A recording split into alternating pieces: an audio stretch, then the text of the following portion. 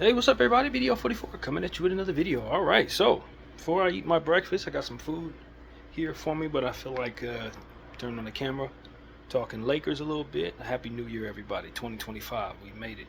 What can I say, man?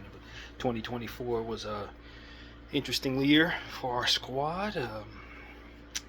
I think I was on the other end of the spectrum as it pertains to whether or not I really wanted us to do too much in the off season. I would have loved to have seen us be able to do more, and with that would have been the opinion that more needed to be done. But since we didn't have a lot to work with, I'm of the budget carefully mindset when it comes to this basketball team. But there were a lot of unhappy people about the Lakers not making moves, and a lot of people who probably needed my commentary as it pertains to just kind of reeling us in to help us understand that, certain moves probably would not have been favorable to us if we would have done them. We may have appreciated them in the short term, but had we not made a lot of mistakes in that regard, just the same, thinking things were good, bringing it here and then feeling the pain, you know what I mean? Just sometimes it's best to just do nothing. And I really do think this offseason was that. I felt that way, and I was happy that we still had our first round picks going into the season. Darvin Ham in that whole situation, he was removed, and I think it was for the best. He ended up going back to Milwaukee. I think that was, where he needed to be. And for us, we got JJ Redick. Very happy about JJ being in place. Started the season off, standard, I guess you could say. It wasn't bad, wasn't great, but it was good enough for what the roster's expectations were. We made a move recently, moved D'Angelo Russell to Brooklyn, and moved on from our young fella Max Lewis. And now have, of course, Dorian Finney-Smith and Shake Milton in place right before the turn of the year.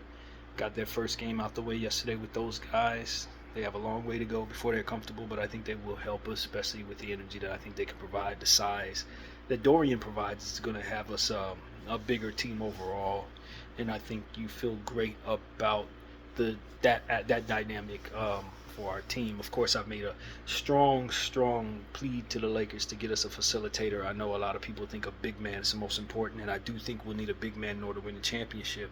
But I don't even think we could play cohesive basketball without another facilitator out there.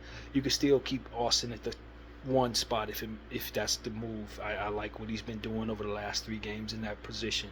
But we need more than just him and Bron to get others involved, and that's been kind of the narrative on this channel for the last several days. I think people have a notion, a lot of people who watch this sport have a notion that as long as they have defenders and people who can shoot the ball, that they can win basketball games, and they don't often put a big emphasis on those who get others involved, who dish the ball off, who make the pace of basketball work. But when you pay close attention to the sport, you realize that a lot of what works in regards to these guys is rhythm. And if you don't have somebody who knows how to get them the ball in rhythm, that lack of rhythm is going to have them missing shots. It's going to have them not getting their looks. It's going to have them ultimately not touching the ball, and everything that trickles from there. So for me, I don't think there's a more important piece for this unit right now than to getting a facilitator. And that's kind of been the reoccurring talk on this channel, and I'm sure you're probably tired of it at this point. But I have a certain understanding that allows for me to know when my team can't function. And right now, without the presence of LeBron James shifting into a full-time playmaker, for which he doesn't often do comfortably, and Austin Reeves doing the same thing, which I see him doing a good job with, those are the only 2 people who are going to be getting your Ruiz and your DKs involved. And that's a death blow because it eats away at their value, and there's a lot of things that trickle down from that our front office nor can our roster can afford. We have a lot of players that are relying on the basketball, and I think that a lot of the stuff that I'm hearing people want to do is talking about bringing players like Cam Johnson in. That's another player who needs you to pass them the ball.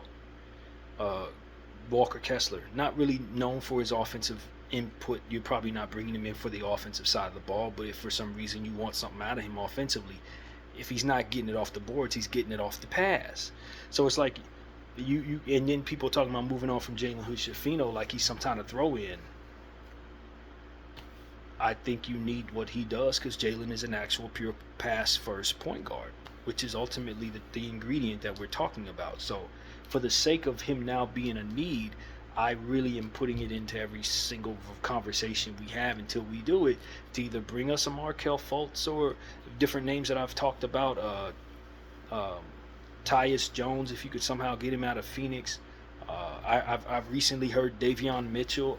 You know, he's a defensive point guard, but he's still a point guard that I think can be taught how to run your offense. I heard somebody say Trey Mann. I'm not really sure if that's what he does or not, but if it is, he definitely is somebody I would love to have on this team. Anybody that I think can play the point guard position would be really, really needed right now. If you want to rekindle the DeJounte Murray conversation, now is the time to really do that, because you really need that for which is what he does, which is pass the ball. Anybody, I don't care who they are, truly. You can even find me a shooting guard or a small forward that knows how to get the ball around consistently, but you need that facilitator now. It can be in the form of a Nicholas Batum-like small forward. I don't care. Just make sure they're down there being a tertiary, which is a new word for me, meaning third version of a passer. You know, like get yourself someone who's going to look to pass the rock. You know, I don't care if it's a player like Sabonis, you know what I mean? Even though I don't think we can get Sabonis, but like a hub at the center position that's going to pass the rock. It doesn't matter what position they play, just that they have the mindset of making rhythmic passes and smart, timely passes for cutters and shooters in the corner. And that is essential to the ball movement of our team. If we don't have that, there are going to be lineups where we're not going to be able to score very much, and I think that's really the only thing worth talking about right now for our basketball club, especially since everybody has everything else to talk about. That's it. That is all. I mean, the center position is, of course, a need for our team. But I think the importance of having a center is somewhat decreased by the overall increase of size that a guy like Dorian Finney-Smith provides. You're still going to have trouble with Jokic, but because we had so many short players in the previous years running 3-point guards and didn't have that centerpiece, it made it so that it was necessary that center be more of a presence being big. But if everybody's 6'9", 6'8" in your lineup, you can get away with not necessarily having a desperate need for a center. And I don't think people really see it that way. The needs of your team at this point are not the same needs that you had before making the trade, because now you have a certain ingredient that complements things in a different way. So it's like if you're not going to account for what comes in and for what you just let go of, then you're going to think you're still the same team that needs the same things before you made the trade. And that is I think what the common conversation is ultimately is. I think people think they're the same team they were before the trade, but we still need the same things. Nah, friend, no. You moved something that was very essential, and that was the playmaking of D'Angelo Russell. You brought in something that provided to your overall size, and that was Dorian Finney-Smith. So it's not, you don't have the same needs, and that's what I'm trying to give some context and understanding to those who are looking at this saying, okay, the Lakers now need a big man. Well, yes, I think you do, but not nearly as much as you need somebody who's going to get the ball to Rui and DK and Gabe Vincent and all these guys that don't create for others. Or otherwise, you're going to have that issue that we talked about last night, where people are going to lose interest. People are going to be trying to do things for themselves, letting their ego control the shot selection and all different types of stuff that doesn't come when you have somebody who's looking for everybody else. And so that is like literally the most important thing for this unit at this time, and that people are talking about moving on from a guy like Jalen Hood-Schifino, who does have that in his game.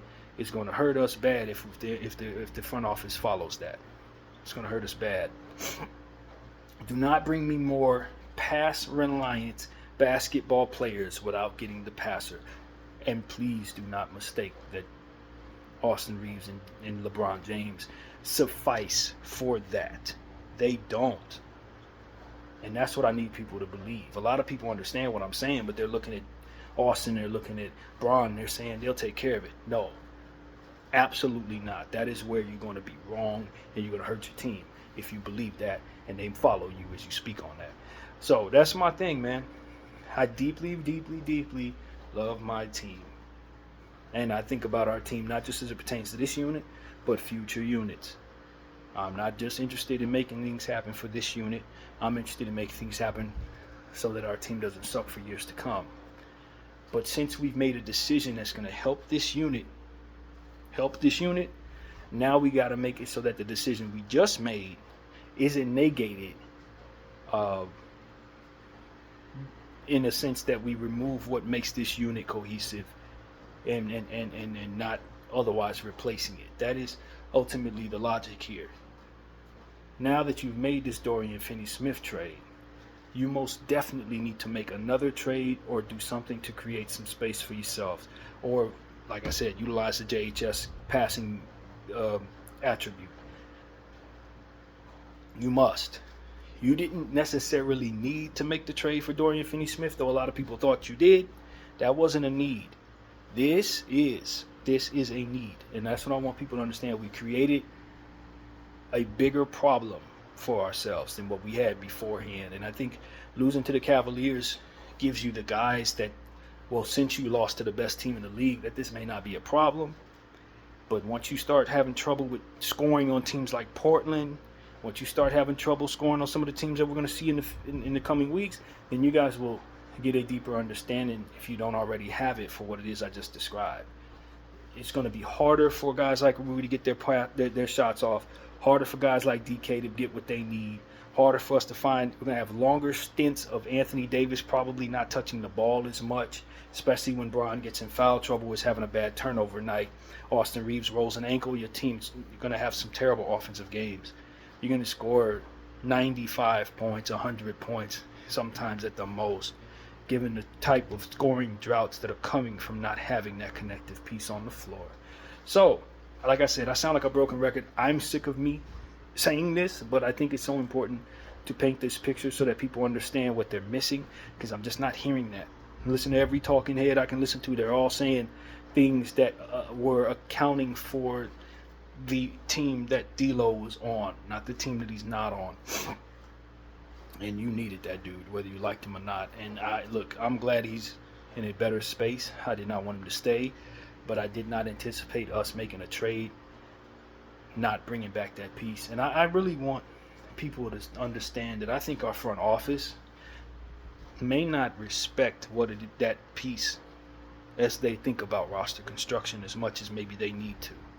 And if I'm sensing a flaw, one thing I've noticed is that we keep giving away guys who can do this. Think about a guy like AC. AC would have been perfect. Alex Caruso would have been absolutely perfect for this role as our third facilitator. He would have been able to get 7 to 8 assists, 10 assists on certain nights, play great defense, be athletic. He's perfect for this. He would have been fine. We wouldn't even had this problem. Malik Monk has turned himself into a hell of a passer in Sacramento, getting 7 to 8 assists. He's the answer for this problem here. Dennis Schroeder, for all of the different aggression that he had driving at the rim and kind of doing his own thing, one thing you couldn't accuse him of being a bad facilitator. He would get 7, 8 assists here and there. You needed that piece. Like, I think about a guy like Julius Randle. From his position, he can do that. Maybe you invest in Julius to help you with that, although he's not accused of being a great facilitator. He has the ability to be a tertiary, so to speak, facilitator. So, I'm thinking about all the players that we let walk, players that we didn't value. Scottie Pippen Jr., obviously a fantastic passer at the point guard position. Facilitator, runs the offense, ball handler. We didn't value him. We let him go. You see what I'm saying? That's like 5 facilitators. It's like 5 of them that we just did not keep. And then we kept bringing ourselves guys that couldn't do that. You want to go after a guy like Gabe Vincent. No, he doesn't facilitate at all, Rob Pelinka. You wanted to bring in a guy like Shake Milton. No, he doesn't facilitate at all, Rob Pelinka. Do you respect the specific attribute of facilitating? And do you find yourself aware of exactly how important that piece is to the functionality of your basketball club? And if you don't, you're hurting yourself big time. And you need to sit down and talk to some people like Magic Johnson, sit down and talk to some people like John Stockton, who will help you understand just where you're going wrong when you're considering all these other aspects of your building of your team, but not having that piece down there. in multiple areas, in multiple positions if possible, so that your ball movement can pop. When you think about the best teams in this league, you're going to see multiple facilitators at different positions in a lot of cases. I think about Jaylen Brown can get assists off, Jason Tatum can get assists off, Drew Holiday gets assists off, Derek White gets assists off, Peyton Pritchard gets assists off. Their ball movement is excellent because everybody thinks pass. OKC, Jalen Williams, AC, the who I just mentioned. Who else? What's his face? Obviously, SSGA, MVP candidate, fantastic assist man. They all make plays for one another. You think about the Denver Nuggets. Who are these facilitators? Obviously, Jokic, the best in the game at it. But you can also find one in Murray who can make assists happen. Multiple facilitators up and down the roster are necessary so that guys like Gordon can get the rock, like Watson and it can get the rock. You see what I'm saying? Like Porter can receive the ball. Without those pieces, those guys are not very effective offensively. All of the better teams that we deal with have multiple facilitators. We talk about Sacramento, for better or for worse. They got Fox, who can get off a bunch of assists. They got Monk, who can get off a million assists. Obviously Sabonis, a hub for which assists come from. All of the better teams and all the better offenses specifically have multiple facilitators and very, very gifted ones. You think about the offense that the Indiana Pacers had last year. You're looking at Halliburton, an amazing facilitator. You're looking at Nembhard, can get passes off. You're looking at a guy like Siakam, who's a nice connective piece who makes good rhythm passes at times. Multiple facilitators on good teams, man. You need them. This is not up for debate. The better floor generals you have on the floor, the better your offense is going to pop, the more difficult it is to defend you, because guys are getting the ball and they're creating for one another.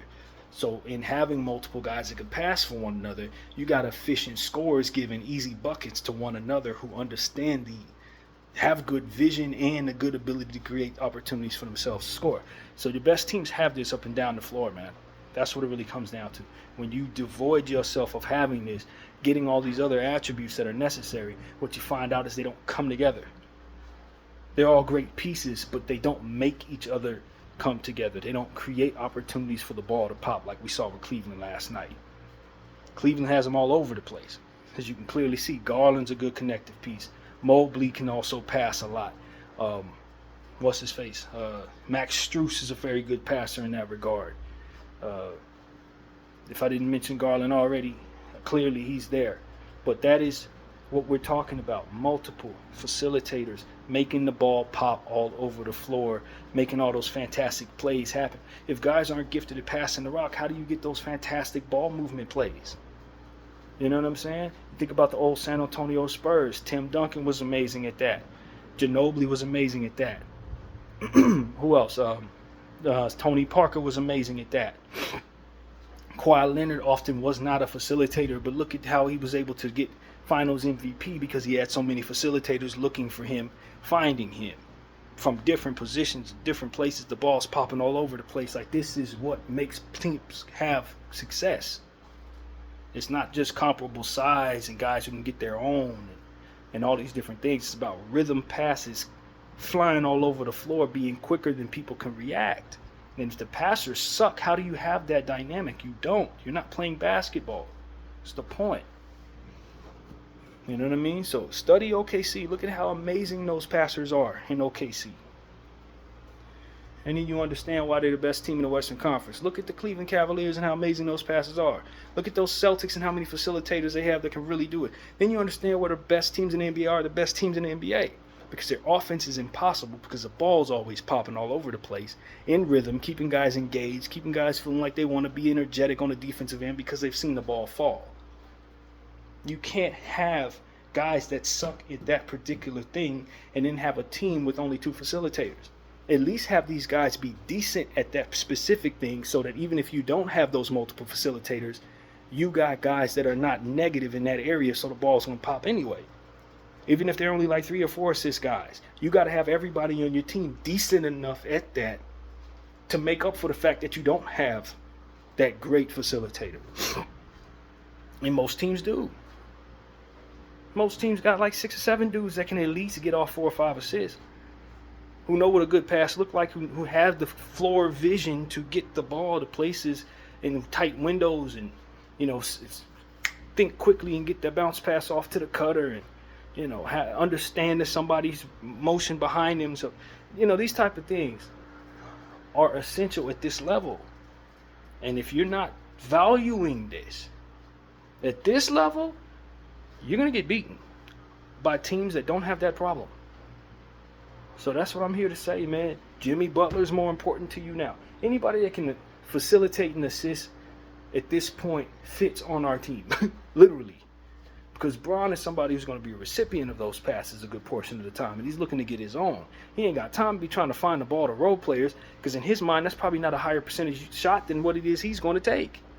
He'll get to those role players if the defense collapses on him in such a way, or if it's down the stretch of the basketball game, he don't want to take the final shot. He'll find somebody in the corner.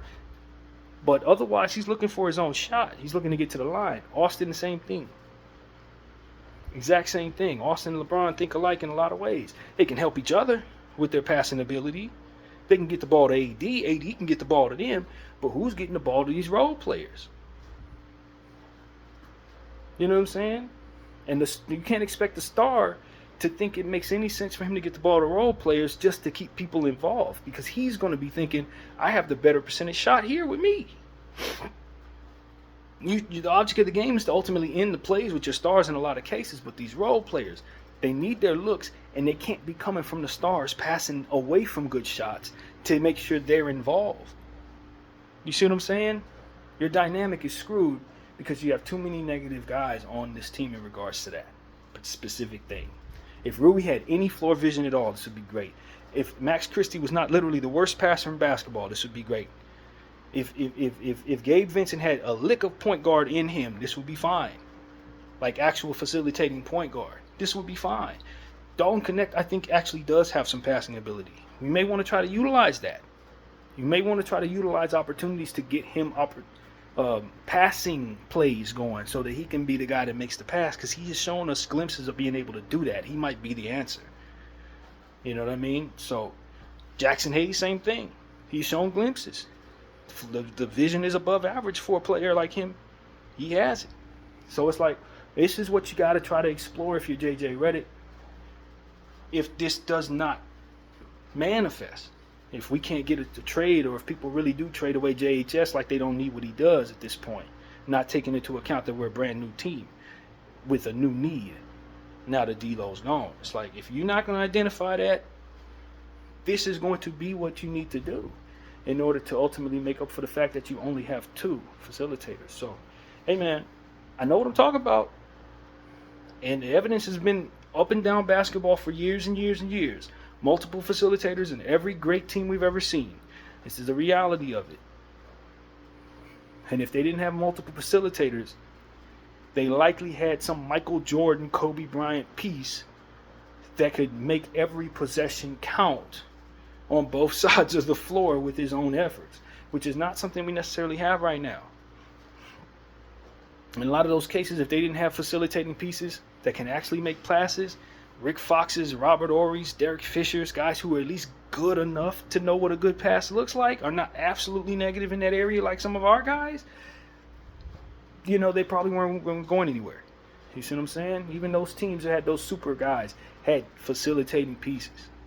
Ron Harper, guys like, who else was on that Bulls team? I don't know if they're the greatest example, but, Scottie Pippen can make plays for Mike. Steve Kerr, facilitating piece to a degree. They always had people who could get the ball to somebody else in the event that there was a quick cut somewhere or something like that. They needed to be able to motion the ball around. And think about the Celtics teams. They had multiple dudes. Back in the day, Larry Bird was excellent at this. Dennis Johnson was excellent at this. Danny Ainge, excellent at this. I'm telling you, all the best teams had guys that could pass the rock, fam. Pass it to one another and be the recipient of plays from passers. And the teams that suck, they usually didn't. BDL 44, I thank you all for watching.